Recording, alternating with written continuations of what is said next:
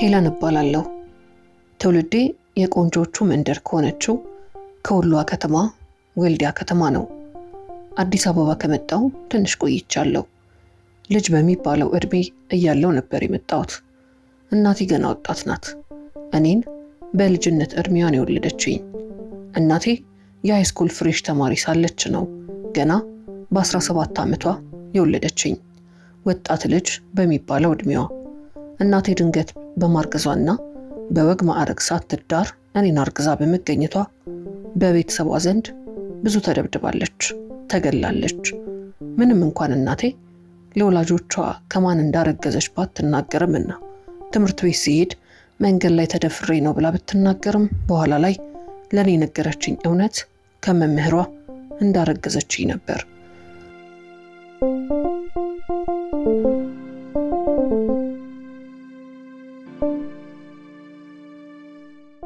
አስተማሪው አባቴም እናቴን ከሷ ፍቅር እንደያዘው በማስመሰል ካታለላት በኋላ አቤቱ እየወሰደ ይገናኛት ነበር። በኋላ ስታረግዝበት የማገባሽ ከዚህ ጉድ ካወጣሽኝ በኋላ ነው። አሁን ላይ ተማሪውን አስረገዘ ተብሎ ከስራዬ መባረር አልፈልግም። ለቤተሰቦችሽ መንገድ ላይ ተደፍሬ ነው ብለሽ ካሳመንሻቸውና ይግርግር ካለፈ በኋላ ልጅሽን ወልደሽ ስትነሺ እንጋባለን አላት። እናቴም እውነት መስሏት አመነችው። ቤተሰቦቿም ማዘን ብቻ አይደለም ክብራቸውን የሚመልስ ይመስል ደበደቧት፣ አገለሏት። በመጨረሻም ጣት ገማ ተብሎ ተቆርጦ አይጣልም በሚለው የግድ ተቀበሏት። እኔን እስክትወልደኝ ድረስ በኩርፊያም ተቀበሏት። ከወለደችኝ በኋላ እናቴ ትምህርቷን አቋርጣ ነበርና ተስፋዬ ያለችው ያስረገዛት አባቴ ነበር። ሰው እንደ መጽሐፍ ተገልጦ አይነበብም። እሱም ጉዱን ብቻ ሳይሆን ትልቅ ችግር እናቴ ላይ አሸክሞ ቅያሪ ጠይቆ ወደ ሌላ ክልል ተቀይሮ ሄደ። መኖር ማኖር ግድ ነውና እናቴ እኔን አያቶቼ ጋር አስቀምጣ አንዳንዴ የግድ የጉልበት ስራ እየሰራች እድሜ 8 እስኪሞላኝ ለፋች፣ ደከመች። በመጨረሻም ለተሻለ ህይወት የመኖር ተስፋን ይዛ እኔንና አያቶቼን ጥላ አዲስ አበባ ገባች። አዲስ አበባ ብዙም አልቆየች። ሁሉን ነገር አፈጣጥና ወዲያው ወደ አረብ ሀገር ሄደች። አረብ ሀገር 2 ዓመት ከመንፈቅ ከቆየች በኋላ ስትመጣ እኔንም ከወልዲያ አዲስ አበባ ይዛኝ መጣች። ቤት ተከራይተን መኖር ጀመርን። አብረን እየኖርን ሳለ እናቴ አረብ ሀገር እያለች ከተዋወቀችው ልጅ ጋር ፍቅር ጀምራ ነበር። እሱም እዛው ዱባይ ይኖር ነበርና በረፍት ጊዜያቸው ይገናኛሉ። እሷ ቀርማው ነው አዲስ አበባ የመጣቸው።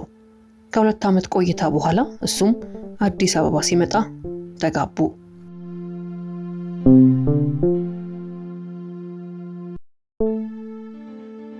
እንደ እናቴ ሁሉ ከሌላ የወለደው ልጅ ስላለው ቤተሰቦቹ ጋር አስቀምጦት እኔንም እንደ ልጁ ሊያሳድገኝ ከእናቴ ጋር ህይወትን አንድ ብለው ትዳር ጀመሩ።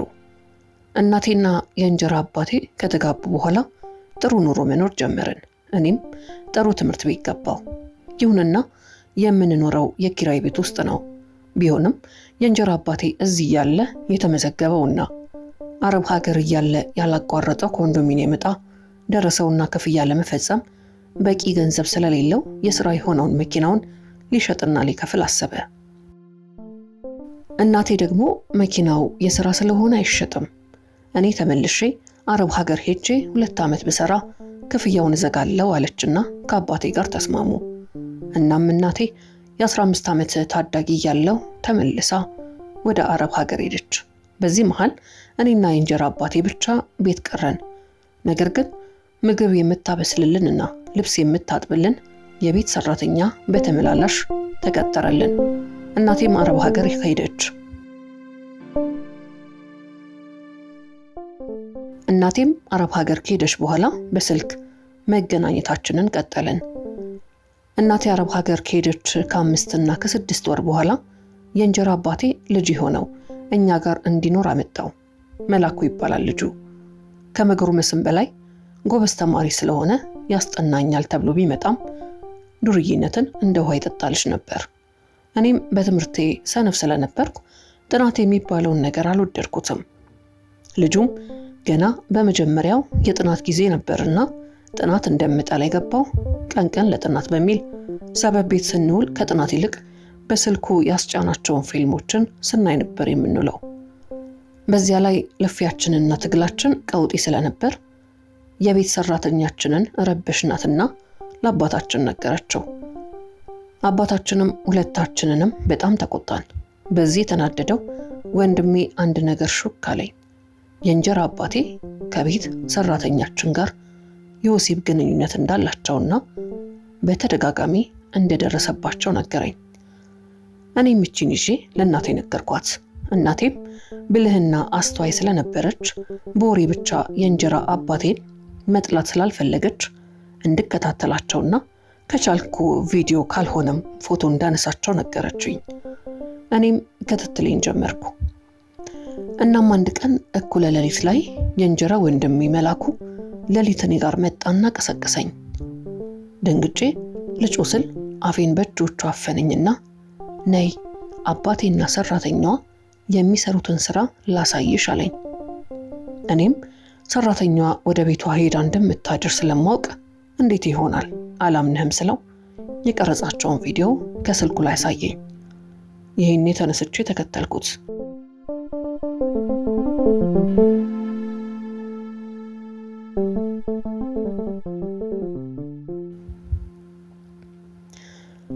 ገና ወደ መኝታ ክፍላቸው ስንጠጋ የሴት ድምጽ ሲሰማኝ ስልኬን ተመልሼ ያመጣሁና መላኩ ሲቀርጻቸው በነበረበት ቀዳዳ በኩል የስልኩን ካሜራ አስጠግቼ ቀረስኳቸው። ነገር ግን ወንድሜ ፈቃደኛ አልነበረምና እንዳልቀርጻቸው ለመከላከል ይሞክር ነበር።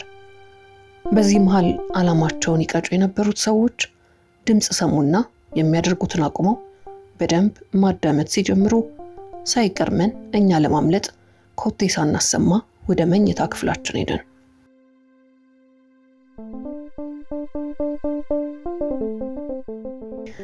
ነገር ግን ወዲያው ፋዘር መጣ።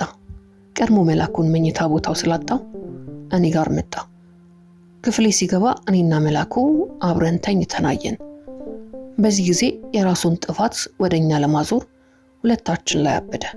እንዴትና ለምን አብራችሁ ተኛችሁ? ምን እየሰራችሁ ነበር ሲል ተቆጣን። መላኩም እንቅልፍ እምቢ ሲለኝ እሷ ጋር መጥቼ ተኛው። ሌላ ምንም ያደረግነው ነገር የለም አለው። የእንጀራ አባቴ ግን አላመነም። ምንም እንዳላደረግን ልቡን አውቋል። ግን እኛን በዚህ አስፈራርቶ የራሱን ስህተት ለመደበቅ እየሞከረ ነበር። እኛም ምንም ነገር በመሃላችን አልተፈጠረም ብንለውም ሊያምነን አልቻለም። ጭራሽ እኔን ነገ ወስጄ አስመረምርሻለሁ አለኝ። መላኩን ደግሞ ከነገ ጀምሮ ወደ መጣበት ተመልሰ እዛው ትኖራለህና ሳናስበው ከሱም ብሶ እኔና መላኩ በተኛንበት ፎቶ አነሳን። ይህንን ሲያደርግ ደነገጥኩ። ለእናትሽ ልከዋለሁ አርፈሽ የማትቀመጭ ከሆነ እያለ ማስፈራራ ሲጀምር ድንጋጤ ወደ ንዴት ተቀየረና ተናገር፣ እኔም ከሰራተኛዋ ጋር ያደረግከውን አይቻለሁ፣ ፎቶ ማንሰቻለሁ አልኩት። ይሄኔ አበደ። ከተኛሁበት አንጠልጥሎ አነሳኝና ስልኬን ከደበቅኩበት አውጥቶ የቀረስኩትን ቪዲዮና ፎቶ አጠፋው። ይሄኔ አበድኩ፣ አለቀስኩ። በማግስቱ ለእናቴ ቀርሞ ደውሎ ነገራት። የኔና የመላኩን ፎቶ ላከላት። ይህንን ያየችው እናቴ በኔ ላይ በጣም ተቆጣች። እኔንም ማመንትታ ባሏን ብቻ ማመኗን ቀጠለች። መላኩም ተባረረና ወደ ዘመዶቹ ቤት ሄደ። እኔና እናቴ መሃል ሰላም ጠፋ። የእንጀራ አባቴ የሆነውም ያልሆነውንም እየነገራት እኔን ማናገር ሁሉ ተወች። አንድ ቀን ማታ ላይ ሰራተኛዋ አበሳስላ የሄደችውን ምግብ እንዳቀርብ የእንጀራ አባቴ አዘዘኝ። እሺ ብዬ አቀራረብኩ። አብረን በላን። ሲያጎርሰኝ ልቤ ፈራ። እሱም እንደፈራው አወቀና አይዞሽ አትፍሪ፣ ከእናትሽ ጋር ለመታረቅና ሰላም ለመሆን ትፈልጊያለሽ አለኝ። አዎ አልኩት። እንግዲያውንስ ከኔ ጋር ተስማምተሽ ኑሪ አለኝ። ያለበለዚያ እናትሽ ወደ ቤተሰቦቿ እንድትልክሽ አደርጋለሁ ሲል አስፈራራኝ። እኔም እሺ ካንተ ጋር የምስማማው እንዴት ነው? አንተ እኮ ነው የጠላኸኝ፣ በክፉ የምታየኝ አልኩት። እሱም ጸባይሽን ካማረ አልጠላሽም፣ ልጄ ነሽ፣ እንደ ልጄ አኑሬ ፍቅር ሰጥቼ ከእናትሽ ጋር አስማምቼሽ ትኖሪያለሽ አለኝ። ይሄኔ እንደ ልጄ ሲል እውነቱን መሰለኝና ደስ አለኝ። እሺ ሁሉንም ትቼ ጸባዬን አሳምሬ እኖራለሁ አልኩት። ይሄኔ ደስ አለውና በቃ ተስማማን አለኝና ግንባሬን ሳመኝ። ከዚያም እራት በልተን ስንጨርስ በቃ ሂጂና ተኚ፣ የቀረ ነገር ካለ መጥቼ እነግርሻለሁ አለኝ። እሺ ብዬ ገብቼ ተኛው።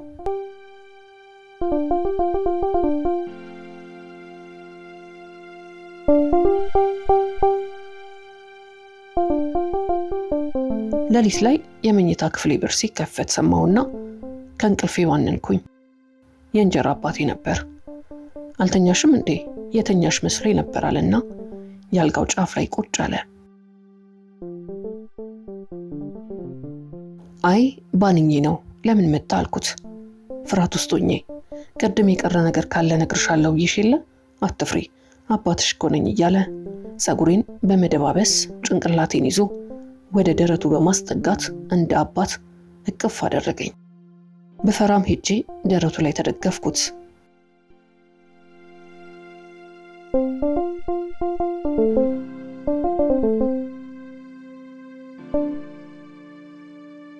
የለበስኩት ጉርድ ቢጃማ ስለነበር ከክንዴ ጀምሮ እጄ እርቃን ነበር። እጆቼንና ክንዴን ፀጉሬን እየደባበሰ ሲያወራኝ ከቆየ በኋላ በክንዴ በኩል ያለውን ክፍተት ተጠቅሞ እጁን ወደ ጡቶቼ ያስገብቶ መጭመቅ ሲጀምር ለመከላከልና ለማስቆም ሞከርኩ። እየጮኩም በቁጣ አባቴ እንደሆነና የሚያደርገው ነገር ፍጹም ስህተት መሆኑን ለማስረዳት በሞከርም አልሰማኝም።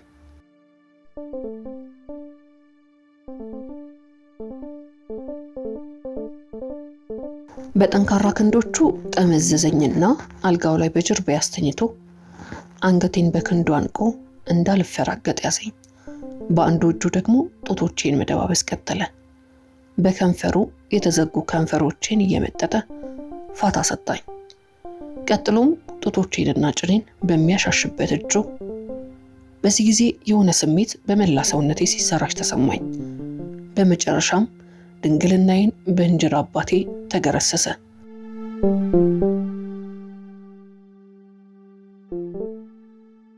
ለካ ድንግል ነበርሽ፣ እኔ እኮ ከመላኩ ጋር በሴክስ የቆያችሁ መስሎኝ አለኝ። ግን ሴክስ ማድረጉን አላቆመም። ስንጨርስ እዚያው ተቃቅፈን ተኛን። ጠዋት ሲነጋጋ ደግሞ ከእንቅልፌ ቀሰቀሰኝና እንደ መጀመሪያው እየደባበሰ እየሳመኝና እየነካካኝ ስሜቴን ካናረው በኋላ ተገናኘኝ።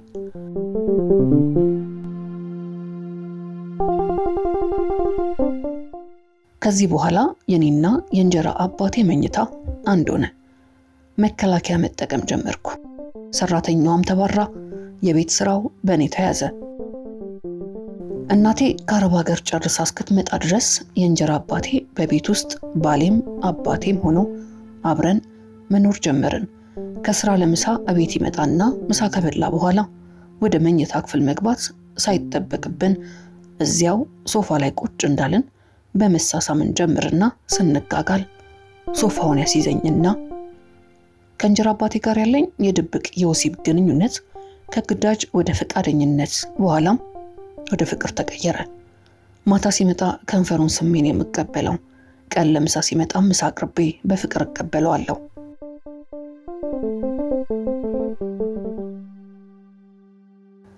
አንድ ቀን የእንጀራ አባቴ ምሳ በልቶ ፍቅር ሰርተን እንደወጣ እግሩን ተከትሎ መላኩ ገባ። መላኩ በእልህ ከንፈሩን ነክሶ አንቺ እኔን ከቤት አስባረሽ ከአባቴ ጋር አንሶላ ትጋፈፊያለሽ አይደል አለኝ። እኔም ምንም እንዳልተፈጠረ ሆኜ ምንድነው የምታወራው አብዳል እንዴ አልኩት። መላኩም ከት ብሎ እየሳቀ ከእንጀራ አባትሽ ጋር መርፌና ክር ሆነሽ ተጣብቀሽ ስትቀመጪ ማንም ገብቶ ቢያይሽ አታውቂም አትሰሚም ነበር። እስኪ ተመልከቻለና እንደለመደው እኔና የእንጀራ አባቴ የጦፈ ወሲብ ስናደርግ የቀረጸነው ቪዲዮ አሳየኝ። ደነገጥኩ። እንዴት ስለው መልሱ ሳቅ ነበር። የእናትሽንም ስልክ ስለማውቀው እሷም ጉዳን ታየዋለች አለኝና ወጥቶ ሊሄድ ሲል ለምኝ ያስኩትና በእናት አጥፋው፣ የፈለግከውን አደርግልሃለሁ በእናትህ ስል ለመንኩት። መላኩ ሳቃልና በጣቶቹ ከንፈሬን ሲነካካኝ ገባኝና እሺ ግን ቪዲዮን አጥፋው እናቴ እንዳታዩ አልኩት። እሺ አጠፋዋለሁ፣ ግን ለመተማመኛ አሁን ማድረግ አለብኝ አለኝ። ቢደክመኝም እሺ አልኩትና በሩን ዘጋን እና መሳሳም ጀመርን። እየተሳሳምን ልብሳችንን አውላለቀን። ከዚያም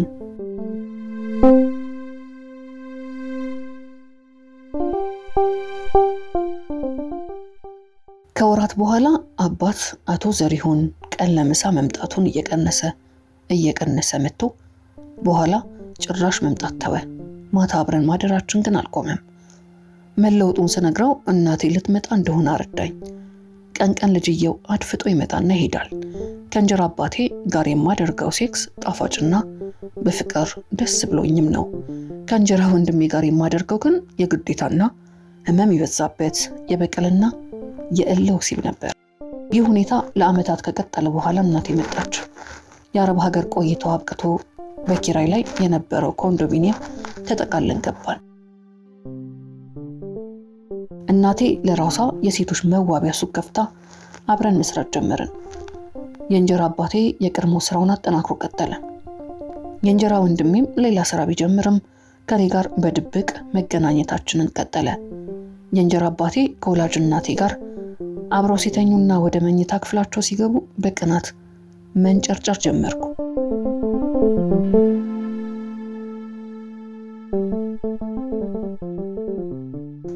ከኔ ጋር ያሳለፍናቸው እነዛን በርካታ ጣፋጭ ሌሊቶች መቀማቴን እያሰብኩ በመብሰልሰል በቅናት ገረጣሁ።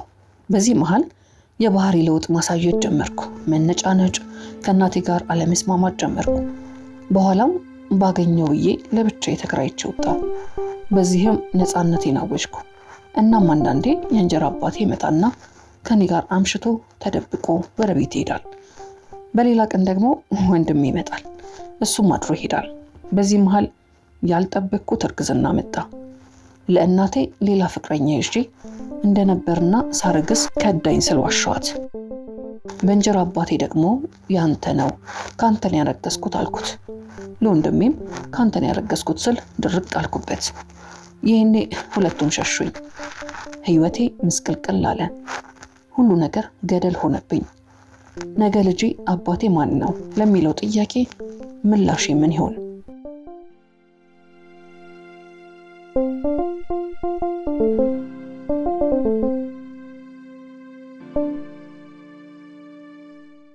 የታሪኬ ተከታታዮች ህይወቴ አጣብቂኝ ውስጥ ገብታለችና መፍትሄ የምትሉት ይኖር ይሆን? ልጁስ የአባቴ ወይስ የወንድሜ? የተጨነቀችው ነፍሴ መጨረሻዋ ምን ይሆን? እናቴስ የሰማሽ ቀን ምን ትለኛለች? የመጣሁት ምክር ገዛችሁን ፈልጌ ነውና ያግዙኝ እህታዊ ልመናዬን ሰምታችሁ ከገባሁበት ማጥ አውጡኝ። እውነት ነው ጥፋት ሰርቻለሁ። አንዴ ሆነ በሚለው እንደ እናት ታላቅ ታናሽ እህት ስሜታችሁን ምክራችሁን ለግሱኝ። ስለ ምክራችሁ አመሰግናለሁ።